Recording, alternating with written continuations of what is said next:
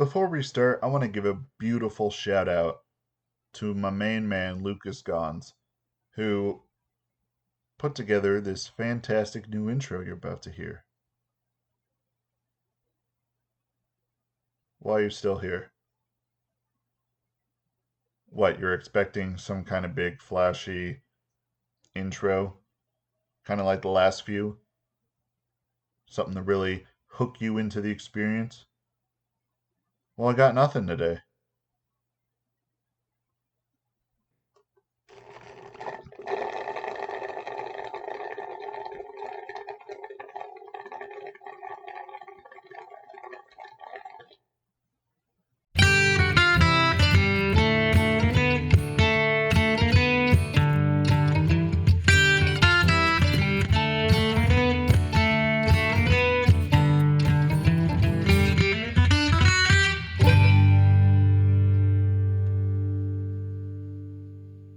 It's happening! Here we are!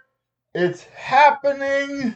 Prepare for the Facebook rant that is about to grace your delicate little virgin ears. Facebook is such an absolute shit show. I don't know why people still use it. And I said at one point this day was coming. I prophesized it. I'm the, what's that gentleman's name? Neurodamus of internet culture. So I got up early.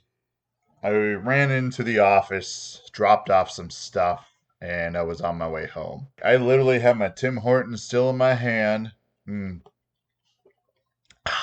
Delicious. And I get a message from someone I work with, and they drop a little tidbit of info on me about, I don't even know what it was. Something regarding COVID-19. You ever read an article and you're like, okay, there's some articles you're like, that can't be real. And then there's other articles where you're like, that really can't be real. Okay. So the person sent me this. It was something about, I don't know, some political thing about Biden and Corona or something to that extent. Okay. So I told him, please send me the link because that's ridiculous.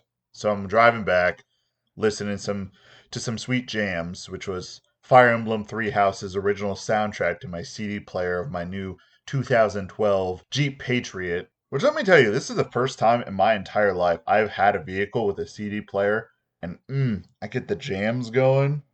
I'm listening to the Super Smash Brothers 4 albums that they had from the Club Nintendo promotion forever ago. I also have, like I said, Fire Emblem Three Houses soundtrack. You can tell how big of a loser I am. But regardless, jamming out to that while I wait to get the link, and it's from Facebook. So I do some investigating. Now, I don't have a Facebook, but I do have access and remember the password to my mother's Facebook. So whenever need, or when the need arises that I have to go on there and see what's going on in the world, that's the source. And after looking up this article was just an absolute fallacy. It was printed by some, like, the website, like all this information. I kind of gathered it, I know, while I was driving, which is terrible. Yes, I'm a bad person, join the club. After gathering all this information, I looked at this and I'm like, this is fake.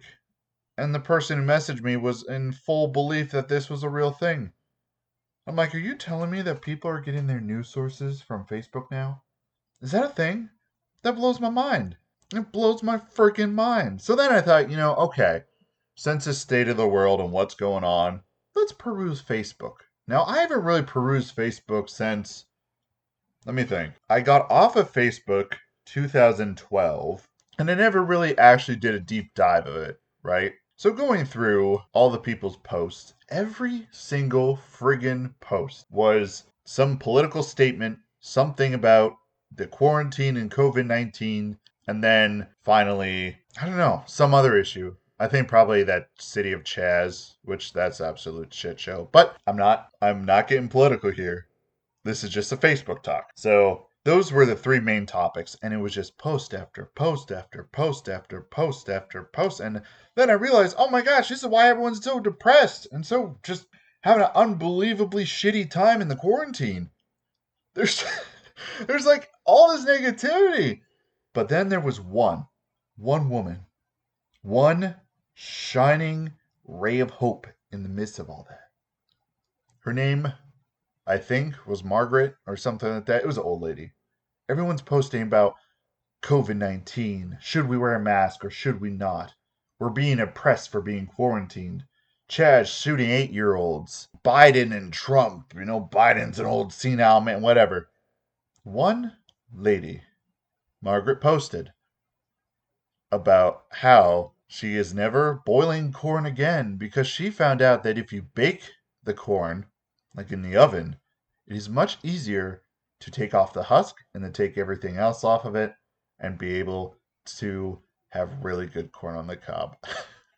And it was this beautiful contrast of all this political stuff. And this old lady was like, you know what? This corn baking in the oven's pretty legit. I'm gonna swag on all these newbies and show them what corn's all about. Like, and she posted this and had pictures, and actually the quality of the pictures were really good.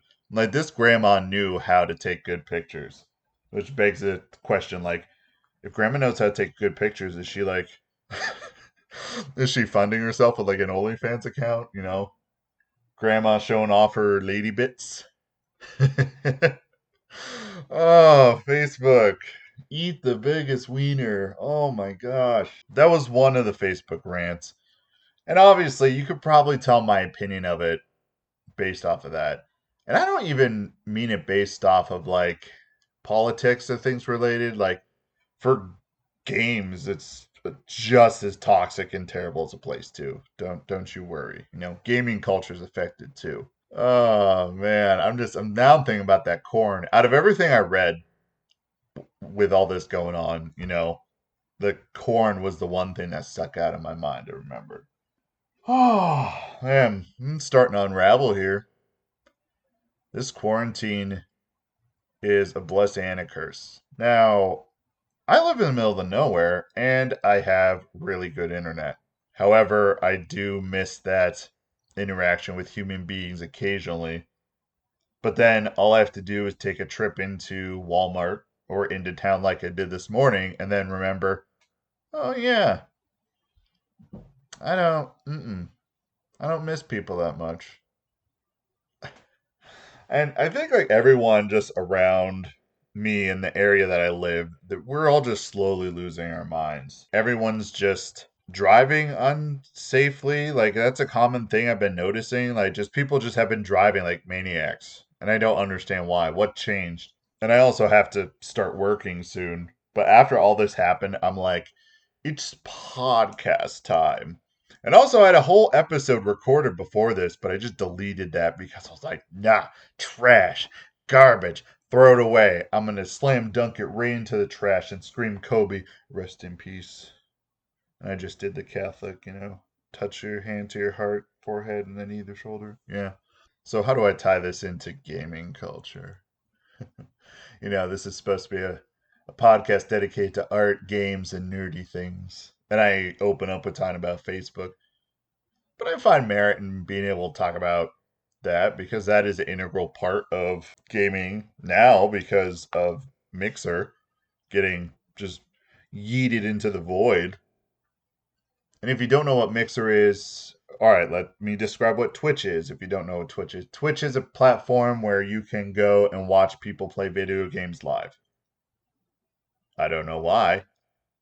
I mm, mm, I can't say that completely because sometimes I will dabble in that to live vicariously through someone else. Like if there's a game I want to play, but I know I'm never going to be able to play it. That's when I watch Twitch. And I actually met some real good people on Twitch. Actually, we're friends and talk through Discord, so I can't completely, knock it for that. Um, but yeah, that's the thing. You can chat with them. You can donate money. It's pretty much like those adult you know, webcam sex sites that you can do the same exact thing, but it's for video games instead. And then it kind of transferred into the ePal thing that I talked about in a previous episode. Yeah, so Mixer just Microsoft decided to sell it, get rid of it. And this was the platform that was supposed to compete with Twitch, but I mean, they weren't doing that well. And the only reason I know about this is because someone I know was actually affected by it, where they streamed on Mixer. And since I already knew him before then, I kind of supported him when I could, show up in streams, rile everyone up like, yeah, this guy's awesome. Yeah, he plays Doki Doki Literature Club so good. And then after that, I usually leave and everyone's like, yeah, Doki Doki Literature Club is great. Holy shit, I didn't know that. And I would do that and just leave. And just out of nowhere, like imagine your job right now. Like if my job dropped that we all lost our jobs, but through a tweet and the general public knew before we did, like that'd be awful. And that's how they found out. Microsoft just like, all right, we're shutting Mixer down in a month. We're going to sell all our stuff to Facebook Gaming. If you have a contract with us, you can go to Facebook Gaming or you can just be poor, whatever you want to do. That's absolutely awful that that's how you find out about that. You have no warning. And people who use that as an actual means of like a full time job and paying their bills, now they have to scramble and rake up stuff to be able to survive. I don't know. Just lately, everything's just been big pile of poopy. We'll miss you, Mixer. I think Mixer's already down. Or if you're listening to this episode, it's probably gone. But Mixer kind of teamed up with Facebook Gaming, which Facebook Gaming is kind of the new outlet for streaming games, which is see, I tied it into Facebook Gaming, Facebook, yeah. And it's gonna do the same thing, but it'll just be on Facebook. And I don't know how I feel about that. Only because on Twitch you can be anonymous. You make an own profile, you can be who you really want to be. Majority of the times when you have a Facebook, that's you. You don't really make a fake Facebook. So like if you're on a chat watching this guy, and sometimes people absolutely don't care what others think, and that's a beautiful mindset. But also at the same time, little little old grandpas watching some e-girl Facebook gaming streamer play hentai games, it's gonna like show that to all his grandkids and family members. And like Grandpa's been watching e-girl 69 420 eat a wiener play. Oh my gosh, what's that game? That sex game? I think the game's gone play it. House Party. Yeah, watching House Party.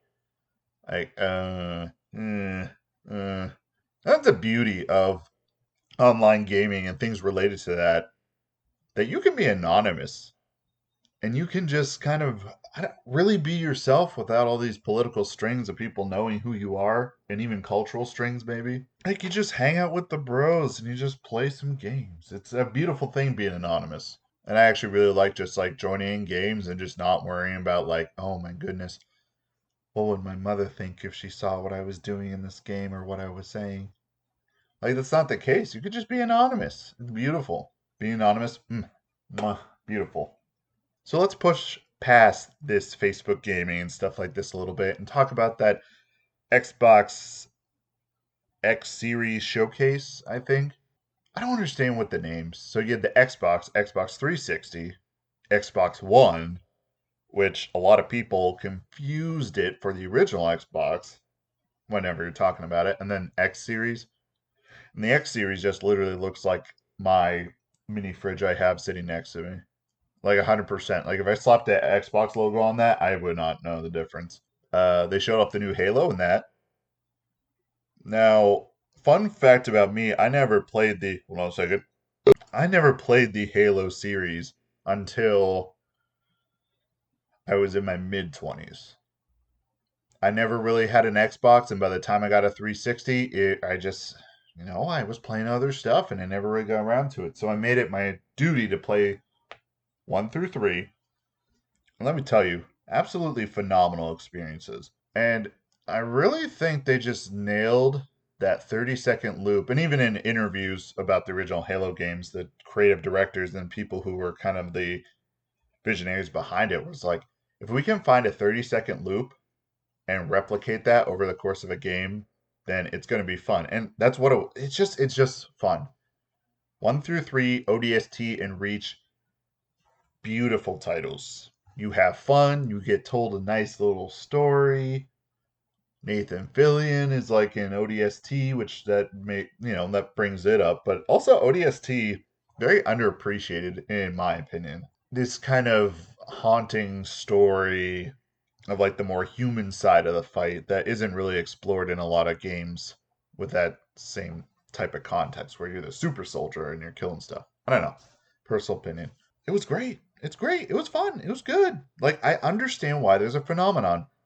And then I played 4 and 5 and I'm like, what the hell happened? Now I know that Bungie left after Reach to work on Destiny, which I'm a huge Destiny fan. And I see where their talent and their ideas went. Like it went into Destiny. Destiny is, in my opinion, the next kind of step for Halo, and then kind of combine it with an MMO.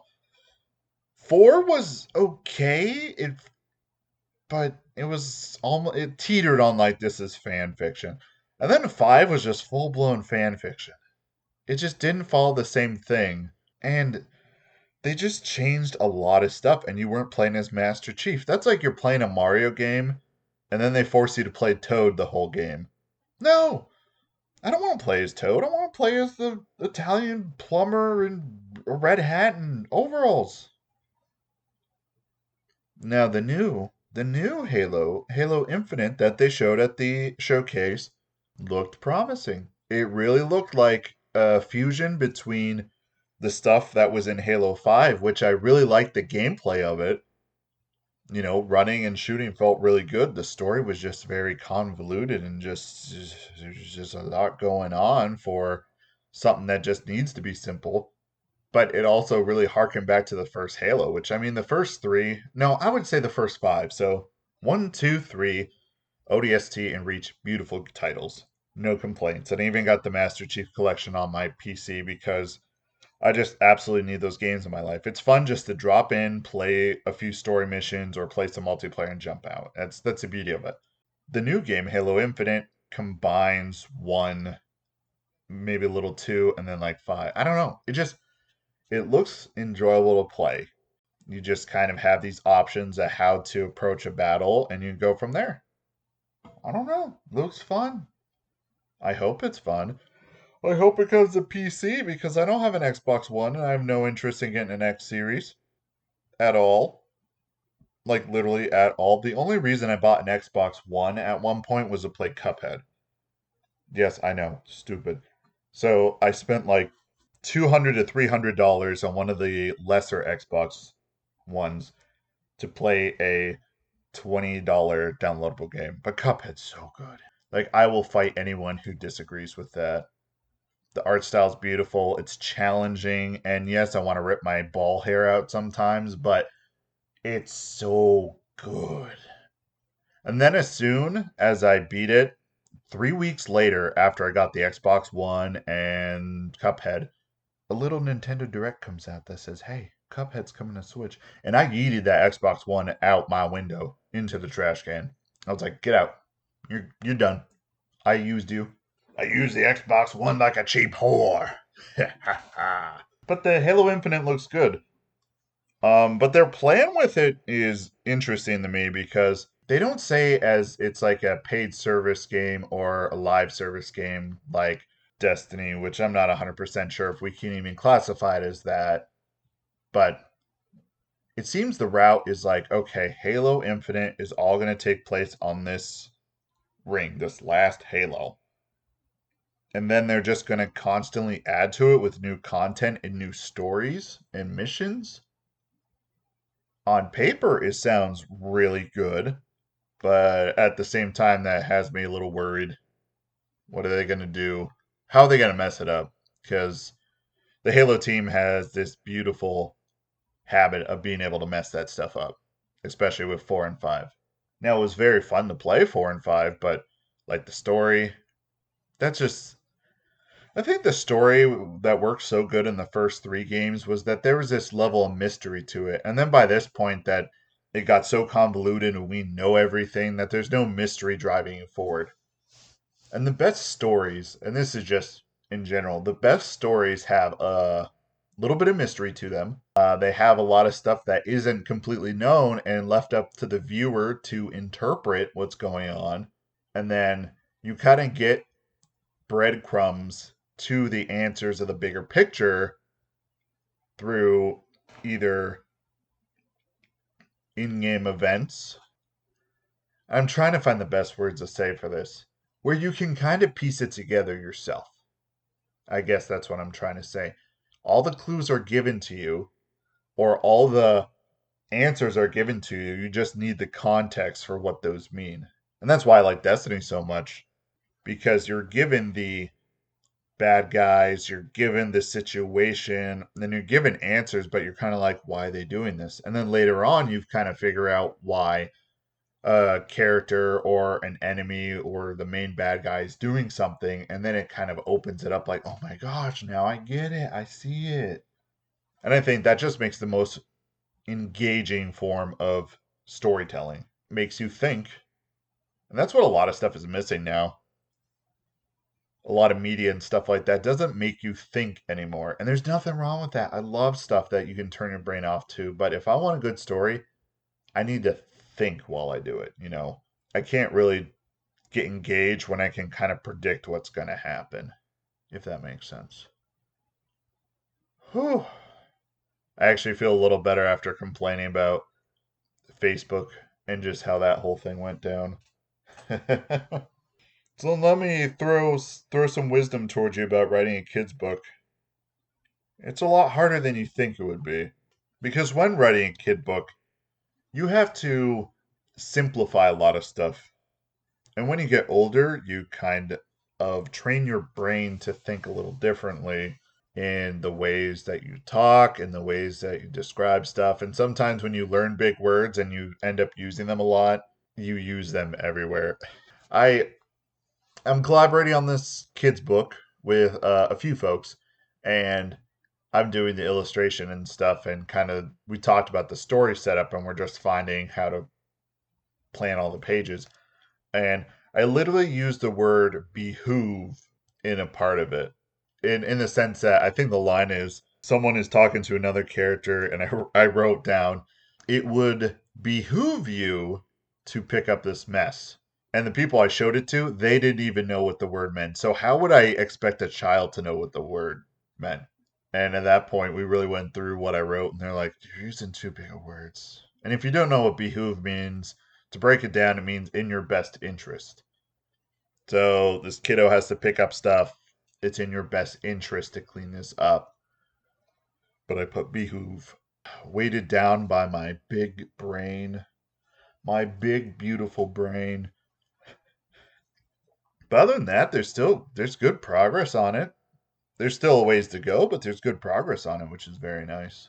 And it's nice to have that kind of project you're working on that is actually very obtainable.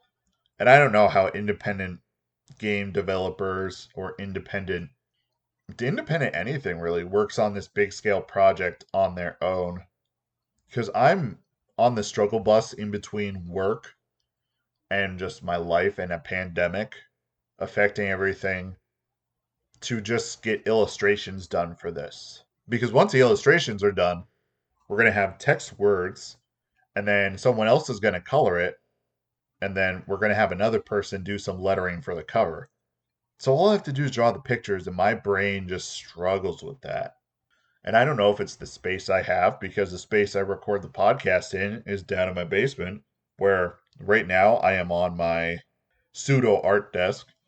I have two light tables that is just stacked up with all this crap I've accumulated. Then I have my gaming PC over in the corner, and then the TV down here with a couch. And this is kind of the gamer den, if you will. And I don't know if you just heard my cat. He's on the prowl. He lives down here, so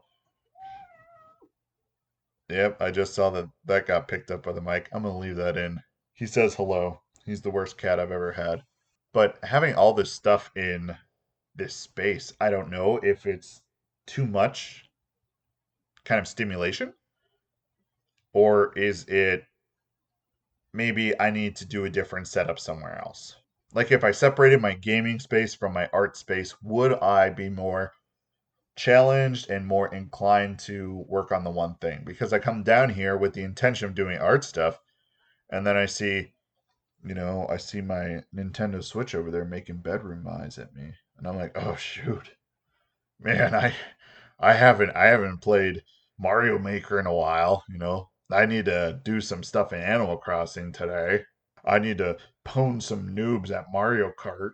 I don't know, but this is the real struggle I struggle with, and the person who I collaborate with, I have to be in contact with him pretty frequently and show him stuff, or it will just go to the wayside because by the end of the week, I just need some entertainment, some explosions of dopamine and serotonin massaged into my brain by games or movies or whatever I'm doing. Like, that's what I need. Yeah, there's no other way to put it. I was going to explain how maybe it's this, maybe it's that, but no, that's really just it. It's that simple. I just want this stuff massaged into my brain ever so with little effort. And then I feel satisfied. But I feel the most satisfied when I actually am able to complete a project. I know, right? Crazy. But this quarantine, it's draining me. I somewhat want that interaction with other human beings, but then when I have it in public, it's terrible. But when I'm able to talk to friends and actually do stuff, that's a different story. I feel very engaged and I feel my social tank refilling every time I hang out with them. And it's a very nice time. It's nice. Because when I work, I'm here all day. I don't leave. And I'm already getting messages right now. There's a meeting right now, right? I'm like, yo, I'm making some sweet, sweet content. And that's actually all I have. I touched all the points I wanted to. I complained about Facebook. That was my main goal. So take care. I love you. I'll see you next time. Be safe. If you get tired, pull over. If you need me to pick you up, give me a call.